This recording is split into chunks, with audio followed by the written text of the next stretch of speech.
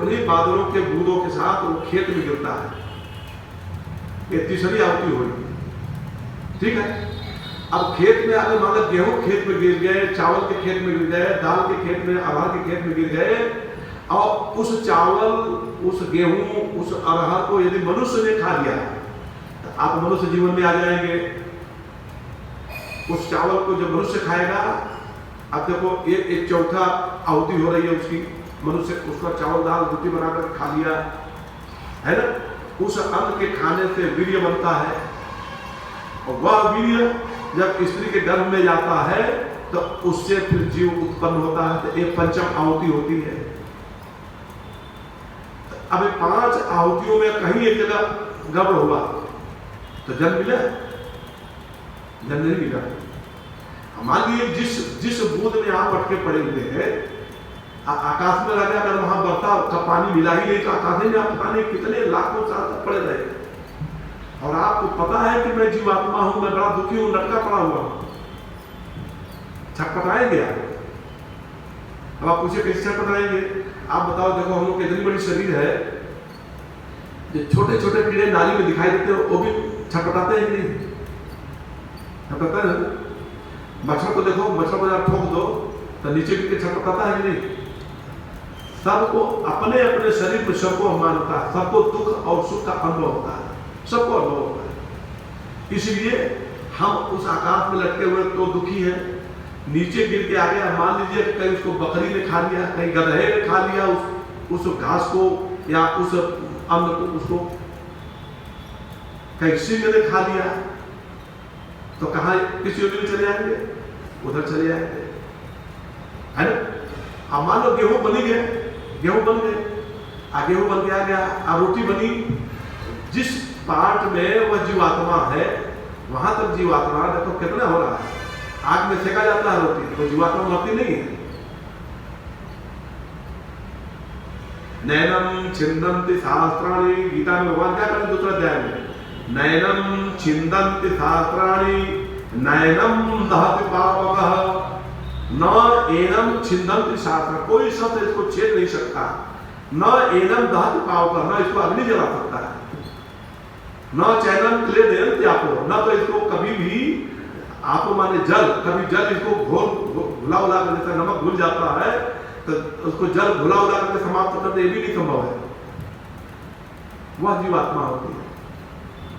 अब रोटी के टुकड़े में आया, ठीक है ना, अब संजोग से भंडारी बाबा ने उस रोटी को कहीं जला दिया तो आप लोग बांटते समय किसी को देते नहीं, अब रोटी का टुकड़ा है, अब कौन देखा तो जला हुआ है तो क्या करें, गाय माता करने जाके वह फेंक आया सड़क पर, कुत्ता खा गया, अब जीवात्मा कहाँ पहुंच गई? कुत्ते के गर्भ पर पहुंच जाएगी वो। मतलब इतना अनिश्चित है, नोचेरी आगे भी महती भी दृष्टि, यदि यह समय रहते रहते, यह जीवन रहते रहते यदि आपने परमात्मा के प्राप्ति का उपाय नहीं किया तो कोई कारण के लिए कि अगले जन्म में आप कहाँ पहुंच जाएंगे और कितना दुख भोगना पड़ेगा, कैसे कैसे कष्ट उठाने पड़ेंगे। इसलिए यह जीवन अत्यंत हम लोगों का दुर्लभ मिला हुआ है। भगवान कहते हैं कि देवी, ये राम कथा क्या है? राम कथा सुंदर कर सारी,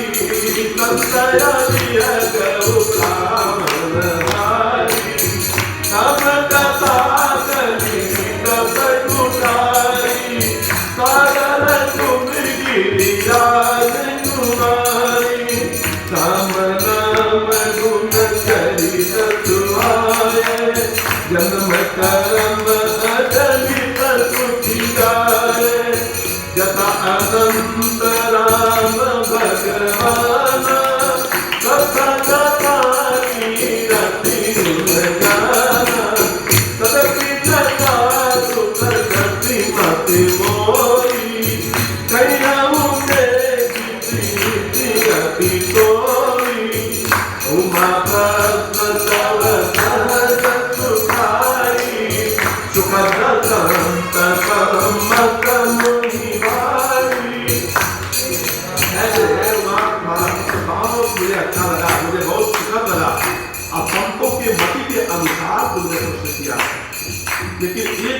नहीं मोहि सुहानी जगत मोह बस कहे बस।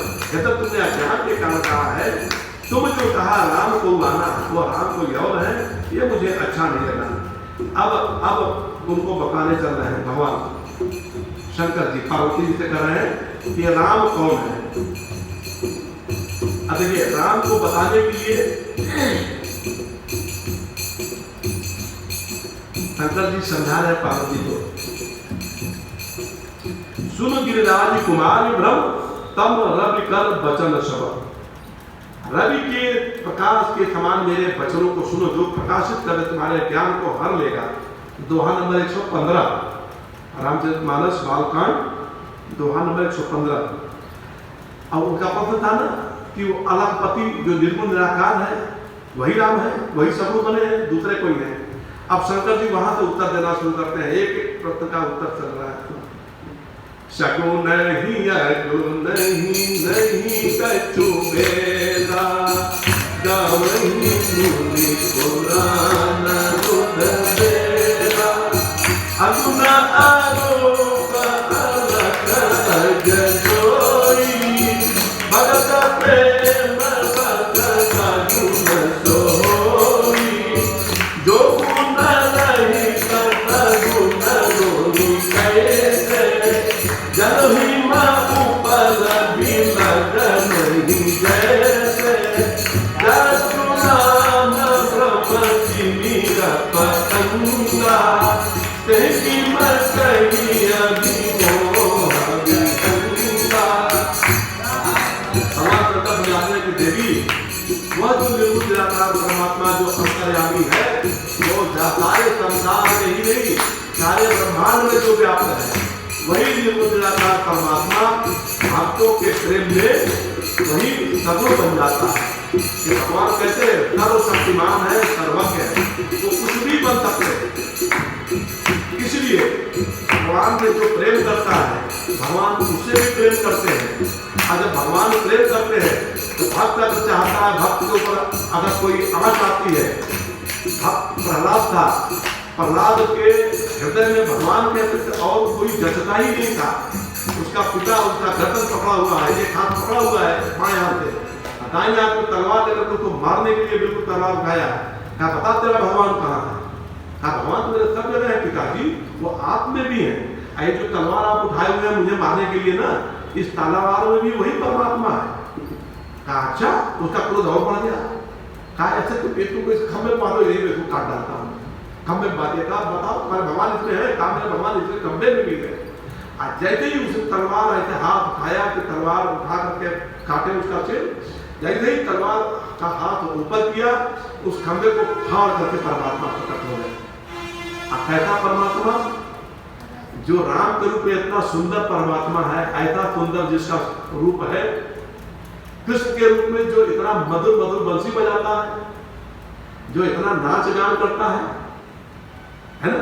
सारा ब्रजवासी गोपियां जिसके दीवाने हैं, जिसका स्वरूप जिसका रूप इतना लुभायमान है, वह परमात्मा कैसा बन गया वहां पे प्रहलाद के लिए?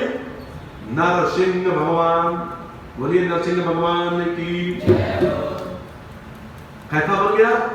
उसका यहां से लेकर के गले तक का जो धड़ है, ये तो पूरा पूरा मनुष्य का था, है ना?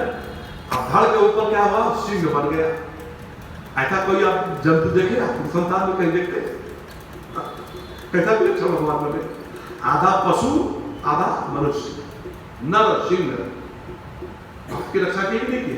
वही जो निर्गुण निराकार परमात्मा जो चारों तरफ व्याप्त है, वही परमात्मा भक्तों की रक्षा के लिए कैसा कैसा रूप धारण कर लेता है ना?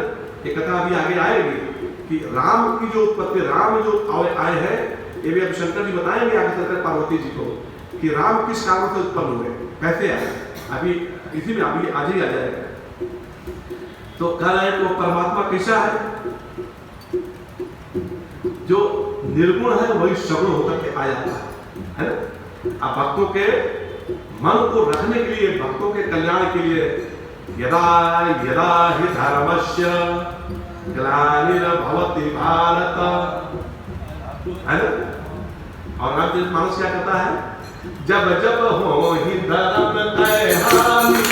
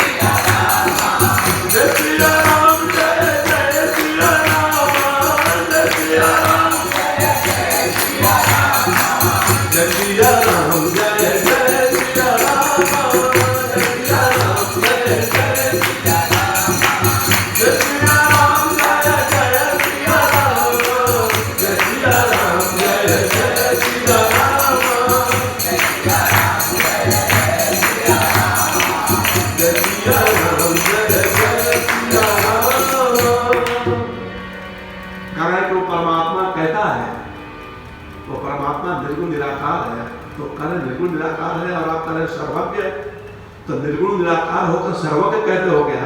कहते हमारे परमात्मा निर्गुण निराकार तो है, लेकिन वो सब कुछ करते हैं, कभी भी नहीं जाना।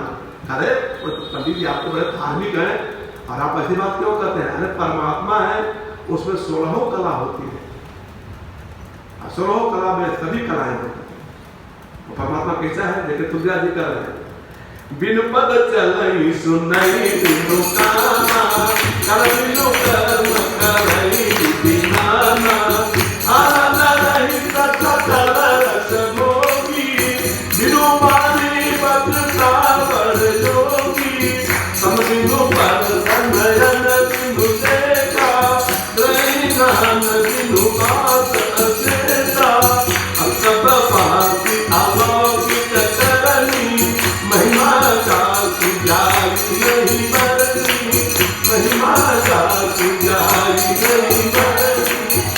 सारा वो परमात्मा दिखता है, उसके पास पैर हाथ नहीं है, बिनु पग चलाए, बिना पैर के वो सब जगह पहुंच जाता है। ऐसा कोई स्थान नहीं पूरे ब्रह्मांड में, और केवल एक ब्रह्मांड नहीं, जिस ब्रह्मांड में हम लोग पैदा हुए हैं, हम लोग जन्म लिए हैं, केवल इसी ब्रह्मांड की बात नहीं है, अनंत कोटि ब्रह्मांड है। अब वह परमात्मा अनंत कोटि ब्रह्मांड में एक ही साथ सब जगह बिना पैर के ही, बिनु पग चले, बिना पैर के पहुंच जाता है। सुनाए बिनु काना, बिना कान के सब कुछ जानता, कर बिनु कर्म, बिना हाथों के सब कर्म करता है। आनंद रहित सकल रस भोग, उसके शरीर नहीं है, लेकिन सारे रसों का भोग वही करता है। कर्ता भोग, कर्ता भोक्ता महेश्वर, वो महेश्वर कौन है? वही वास्तविक करता है, वही वास्तविक भोक्ता है। बिनु वाणी वक्ता बड़ जोगी, अब बिना उसके पास मुंह नहीं है, लेकिन सबसे बड़ा वक्ता, सबसे बड़ा प्रवचन करने वाला परमात्मा है। क्योंकि वेद में कितने लाख मंत्र हैं? 1 लाख। 1 लाख मंत्र भगवान को प्रयास नहीं करना पड़ा। परमात्मा के निश्वास है ना, निश्रेष। भगवान जैसे हम लोग सांस लेते हैं तो सांस से वायु स्वाभाविक रूप से अंदर आती है और अपने आप बाहर आ जाती है। कोई प्रयास करते हैं क्या? हम सोच के सांस लेते हैं, कोई विचार के साथ नहीं, अपने आप आ रहा, अपने आप बाहर निकल रहा। ऐसे ही वेद मंत्र, 1 लाख वेद मंत्र भगवान के नासिका छिद्र से स्वाभाविक रूप से अपने आप बाहर निकलते हैं, अंदर आते हैं, बाहर निकलते हैं अपने आप। अब जरा विचार करिए कि 1 लाख मंत्र उसका क्षण भर में बाहर आ रहा, अंदर आ रहा है, उससे बड़ा कोई प्रवचन करने वाला हो सकता है? एक वेद मंत्र का व्याख्या लिखने के शंकराचार्य भगवान को कम से कम इस रामचरित मानस जैसा एक पुस्तक बन जाता है, तो एक वेद मंत्र की व्याख्या होती है। बोलिए, अब भगवान कृष्ण ने गीता के 13वें अध्याय में क्षेत्रज्ञम चापिमाम विद्धि सर्व क्षेत्रेषु भारत, उस एक दूसरे श्लोक का व्याख्या आप देखना 16 पेज में, 16 पृष्ठ में शंकराचार्य भगवान ने केवल एक श्लोक की व्याख्या की है। आप विचार करिए कि वह परमात्मा कितना बड़ा वक्ता है। बिनु वाणी वक्ता बड़ जोगी, तन बिनु परस, उसके पास चलित नहीं, लेकिन सबको स्पर्श करता है, सबको स्पर्श किया रहता है ना। जब आप बहुत दुखी हो, आप आंख बंद करके माता के सामने आकर कहीं कोई दुखी भाव से आप आ जाते हैं, तो आपको लगता है कि बिल्कुल राहत मिल गई, परमात्मा आपका स्पर्श कर देता है। नयन बिनु देखा, वह परमात्मा के पास नयन नहीं है, आंखें नहीं है, लेकिन वह सबको देखता है, कोई ऐसा नहीं है जो जिसको परमात्मा नहीं देख रहा है ना। अब महिमा करे ग्रहाई घ्राण बिलबास अनेका, करे उसको नाक नहीं है लेकिन समस्त गंध को वही ग्रहण करता है। अस सब भांति अलौकिक करने, परमात्मा का जितना भी काम है ना सब अलौकिक है। जो सारा अलौकिक का मतलब, लौकिक का मतलब जो मनुष्य कर सकता है, अब परमात्मा इससे विलग है तो उसकी अलौकिक करनी है, अर्थात जो सामान्य मनुष्य कर सकता है तो कर ही देता है। परमात्मा इससे अलग ढंग से जो कुछ चाहते हैं वो कर देते हैं। तो इस तरह से कर रहे हैं कि देखो पार्वती, काशी में जब कोई मरता है तो इसी राम नाम के बल से मैं उसको तारक मंत्र उसके कान में देता हूँ। जब काशी में कोई जीव मरता है तो सबके जान कान में जाकर राम राम राम राम बोलो तो जीवात्मा राम राम बोलकर मुक्त हो जाता है। इसीलिए कहा गया है काशी में मरने से मुक्ति हो जाती है, और कोई काम नहीं है। प्रत्येक जीवात्मा के पास शंकर भगवान पहुंच जाते हैं, उसको मंत्र दान करते हैं राम राम राम राम राम है। कि सोई प्रभु मोर चराचर स्वामी, रघुवर सतपुरा अंतरयामी, कीर्तहु जातु नाम नर करी, जन्म अनेक रहित अगहरी, सागर सुमिरन के नर करी, भवारित भोग भरिव करई, राम तो परमात्मा भवानी, परम अति अतिहित अवपानी। परमात्मा राम और वही परमात्मा है, अवजित और वही प्रसन्न हो जाते हैं। अब कहते हैं, अब थोड़ा सा भगवान शंकर कहते हैं कि देखो अब आपने पूछा कि वह जो मिल गया था परमात्मा अगर है तो सगुण कैसे हो गया, तो कह रहे अब वह जो जन्म लेने की कथा उनकी मैं बताता हूँ। भगवान कह रहे हैं, शंकर जी कह रहे हैं, मुझे लगता है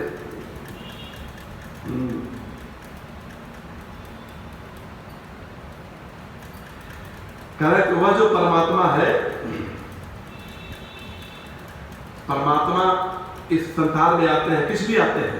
कहते हैं कि जब जब हो ही धर्म कहानी, पाई असुर अधम अभिमानी, कहीं नीति जाई नहीं बरनी, नहीं बीत से सुर धरनी, तब तब प्रभु दही विविध शरीरा, हरि कृपा निधि सचन धीरा, सुख सगाई भगत भव करही, कृपा तेंदु नहीं तनु धरही, राम जन्म के हेतु अनेका, परम विचित्र एक से एका। जब जब धर्म बढ़ जाता है, जब अधर्म बढ़ जाता है और धर्म का नाश होने लगता है, असुर अधम अहंकारी ये बढ़ जाते हैं और अनित करने लगते हैं, जिनका इतना अनित होता है कि वर्णन नहीं किया जा सकता, तो और वे सीधे ही दुख पहुंचाते हैं, शत्रुता का पूर्ण व्यवहार करते हैं। विप्र, धेनु, सुर, धरणी यानी पृथ्वी के प्रति, देवताओं के प्रति, गाय माता के प्रति और ब्राह्मणों के प्रति जब वो दुख पहुंचाने लगते हैं, तब तब प्रभु धारी विविध शरीर, तब वह परमात्मा अनेक अनेक रूप धारण करके, अलग अलग शरीर धारण करके, हर ही कृपा निधि सज्जन, वो कृपा निधि है, कृपा निधान है ना, वो सज्जनों की पीड़ा हर लेते हैं। कृपा निधान रहुआ जगत के दाता हरि, निधान रहुआ जगत के दाता हरि,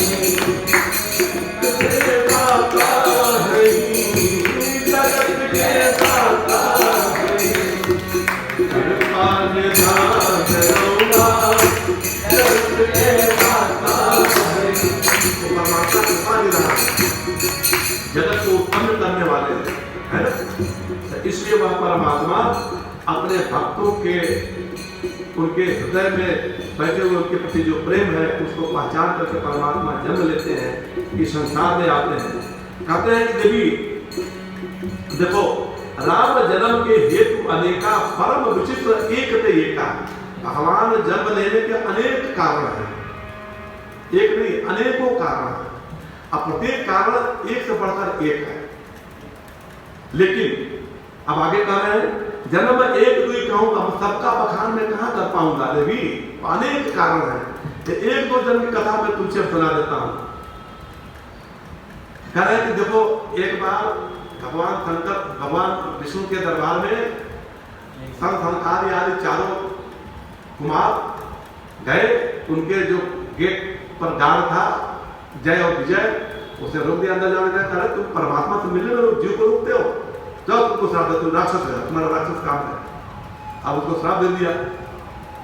अंदर गए, भगवान विष्णु को हाथ सुन के बाहर आ गए, भाई क्या बात है, क्या बात है। अरे आपका गार्ड हमको रोक रहा था। भगवान क्या करे, नहीं ऐसा नहीं करना चाहिए भाई।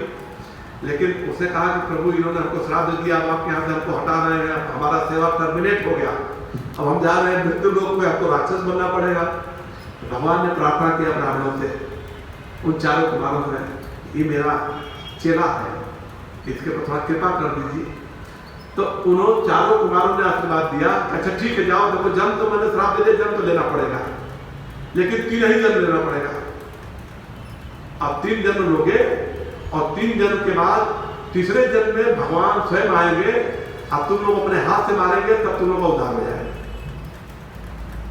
तो वही दोनों जय और विजय पहले जन्म में हिरण्यकश्यप और हिरण्याक्ष बने हैं, दूसरे जन्म में रावण कुंभकर्ण बने हैं, और तीसरे जन्म में वही आकर शिशुपाल और दंतवक्र बने हैं। ठीक है, 3 जन्म की कथा हमने कहा कि एक तो ये हो गया। कराए उसके अलावा एक बार कश्यप और अदिति ने, है ना, महाराज कश्यप और अदिति ने भगवान की बड़ी प्रार्थना किया। तो भगवान ने उनसे कहा था कि ठीक है, आपके मैं पुत्र रूप में आऊंगा। तो उसके बाद वो कश्यप अदिति को कहा कि आप लोग जाके के अयोध्या में दशरथ बनिए और कौशल्या बनिए, मैं आपका पुत्र बनूंगा। ऐसा वरदान भगवान ने उनको दिया था। तो उसके कारण भी उनको जन्म राम का लेना पड़ता है। एक बार की बात है, एक जालंधर नामक राक्षस था। जालंधर ने, उसकी पत्नी बड़ी पतिव्रता थी। एक बात समझ के रखिए, ये देवियों में बहुत शक्ति होती है, इसलिए कभी किसी स्त्री को, कभी किसी कन्या को उसके मन के विपरीत कोई कार्य नहीं करना चाहिए। अगर आप किसी स्त्री के मन के विपरीत, किसी स्त्री के कन्या के मन के विपरीत आपने वो कोई काम किया, तो परमात्मा उसको माफ नहीं करता है। एक प्रसंग छोटा सा आता है, 2-3 दिन पहले शायद मैंने आप लोगों को सुनाया था। उस दिन, है ना, वो जो बब्रुवाहन ने अर्जुन को मार डाला था, अर्जुन के धड़ को इकट्ठा करने के लिए उलूपी थी, अर्जुन की एक और पत्नी नागकन्या पत्नी थी, वहां पे अमृत था, वहां से अमृत लेने के लिए किसी को भेजा गया। वो उलूपी खुद ही अमृत लेकर आ रही थी। तो उसका जो सेनापति था वो उलूपी को चाहता था कि मुझसे विवाह कर, तो उलूपी से वो अमृत छीन कर भागने लगा। एक और नागकन्या थी जो उस सेनापति को चाहती थी कि ये मैं मुझसे इसका विवाह हो जाए, तो सेनापति उसको मार डाला था। तो वो जो अमृत छीन के भाग रहा था, वो भगवान कृष्ण वहां पहुंच गए। अब अमृत लाओ, नहीं दे रहा था, तो चक्र उठा के निकाल दिया। कहा प्रभु हमने कोई अपराध आपका किया नहीं, आप हमको क्यों मार रहे हो? कहा तुमने मेरा अपराध नहीं किया है, लेकिन तुमने उस कुंवारी कन्या का अपराध किया है। स्त्री को हत नहीं करना चाहिए, उसके तुमने उसका वध किया, इधर तुमको मैं नहीं छोड़ूंगा। भगवान उसे अमृत कलश लेते हैं, चक्र से उसको मार डालते हैं। अब वह अमृत कलश ला करके फिर अर्जुन को जिंदा कर देते हैं। कथा बहुत विस्तृत में है, बहुत अच्छी कथा है, कभी प्रसंग आएगा सुनाएंगे। संक्षेप में कहने का तात्पर्य इतने भर है कि स्त्री की मर्यादा की रक्षा भगवान सदैव करते हैं। और ये स्त्री अगर पतिव्रता हो गई, तो पतिव्रता स्त्री की रक्षा परमात्मा भी अगर चाहे कि हम उसका नुकसान कर दें तो नहीं कर सकते। ऐसा सबसे बड़ा प्रमाण आप लोगों के सामने दो आ चुका है। एक तो अनसुईया जी को सब लोग जानते हैं कि अनसुईया जी ने अपने पतिव्रत धर्म के प्रभाव से उन तीनों ब्रह्मा विष्णु महेश को बालक बना दिया, और 6 महीने तक अपने पालने में उनको खिलाती बनाती रही। अब ब्रह्माणी, पार्वती, लक्ष्मी तीनों परेशान कि हमारे पतिदेव कहाँ गायब हो गए। जाके प्रार्थना की है तब उन्होंने उनको छोड़ा। उन्हीं अनुसुईया जी की कृपा से आपको मैंने कथा बताई कि वो जो खड़ग ऋषि थे जिनको सूली पर टिका दिया था राजा ने, है ना, अब वह ऋषि की पत्नी वो जाती हुई पति बताती तो उसे श्राप दे दिया कि कल प्रातः होते तुम्हारा पति कोढ़ी पति मर जाएगा। तो उसने संकल्प कर दिया कि अब मैं श्राप देती हूँ कि सूर्य का उदय ही नहीं होगा। ऐसी पत्रता इसकी कि सूर्य का उदय बंद हो गया, सारे देवता है अंत में आकर के उसके पति कुछ लोगों ने जिंदा किया और सूर्य का उदय हुआ। तो पतिव्रता स्त्रियों में इतनी शक्ति होती है कि परमात्मा की शक्ति उसके सामने जो है वो क्या हो जाती है, क्या बोलते हैं उसको, वो सूर्य चंद्रमा तारों की अभिभव क्या हो जाता है, अभिभव, पराभव जिसको कहते हैं, है ना। यानी कि परमात्मा भगवान की भी शक्तियां जो पतिव्रता स्त्री शक्ति है उसके सामने अभिभव हो जाता है, वास्तव में अभिभव